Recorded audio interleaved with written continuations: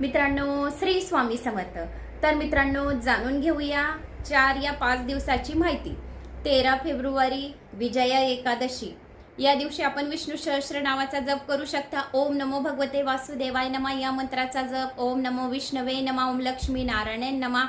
ओम नमो भगवते वासुदेवाय नमः हा मंत्र रामबाण मंत्र आहे. तर आपल्याला 13 फेब्रुवारी शुक्रवारी विजया एकादशी, 14 फेब्रुवारी शनी प्रदोष, सोम प्रदोष संतान प्राप्ती आणि लक्ष्मी प्राप्तीसाठी अतिशय महत्त्वाचा असतो.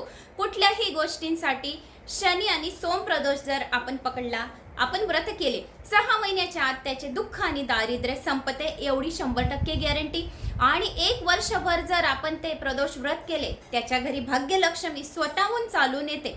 तर शनिवारी शनी प्रदोष सर्वांना करायचं आहे. रविवारी 15 फेब्रुवारीला तर महाशिवरात्री आहे. या दिवशी आपल्याला रात्री पार्थिव शिवलिंग करायची, 4 प्रहराची पूजा करायची आहे आणि आपल्याला ओम नमः शिवाय या मंत्राचा शिव सहस्त्र नामावलीचा जप करायचा आहे. 1000 तांदूळ भगवान शिवाला अर्पण करायचे, 1000 बेल आपल्याला अर्पण करायचे. असे जर केले तर 1000 गाई दान केल्याचे आपल्याला पुण्यफळाची प्राप्ती होईल. 16 फेब्रुवारी संध्याकाळी 5:30 अमावस्या सुरू होणार आहे. तर मंगळवारी संध्याकाळी 5:33 अमावस्या समाप्ती आहे. तर उद्या या तिथीनुसार आपल्याला मंगळवारीच अमावस्या करायचे. या दिवशी सूर्यग्रहण आपल्याकडे दिसणार नाही, यामुळे कोणतेही वेद नियम आपल्याला पाळायची गरज नाही. शक्य असेल तर तुळशीपत्र आपल्या मटक्यामध्ये, पिठामध्ये, तेलामध्ये, या देवघरामध्ये, या आपल्या स्वतःच्या जवळ आपण ठेवून असे करू शकता, म्हणजे काही दोष आपल्याला लागणार नाही. सूर्यग्रहण आहे नाही. तर असे आपल्याला शुक्रवार, शनिवार, रविवार, सोमवार, मंगळवार अशी 5 दिवसाची मी तुम्हाला माहिती दिलेली आहे.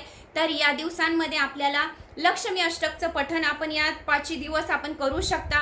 शिव सहस्रनामावली, लक्ष्मी सहस्रनामावलीचं आपण जप करू शकता. तुम्हाला यथाशक्य जे शक्य असेल ते करू शकता. नाही तर माझी शालिनी भक्तिसागर व शिवलीला अमृताच्या कथांचे पारायण तर येतच आहेत. कारण की मी 2 तारखेपासून पहिला अध्याय सुरू केलेला आहे. तर आपले बरोबर 15 तारखेपर्यंत, म्हणजे 14 तारखेला 13 आणि 14 अध्याय मी समाप्त करून देईन.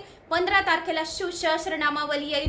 तर अशा प्रकारे आपले पारायणाचे अध्याय दररोज येतील. असे जर आपण 1 ते 14 अध्याय ऐकले तर 1 रुद्र अभिषेकाचे आपण दररोज पाठ केल्याची पुण्यफळाची प्राप्ती होईल. 14 अध्याय ऐकले म्हणजे 108 रुद्र अभिषेक आपण केल्याची पुण्यफळाची प्राप्ती होईल.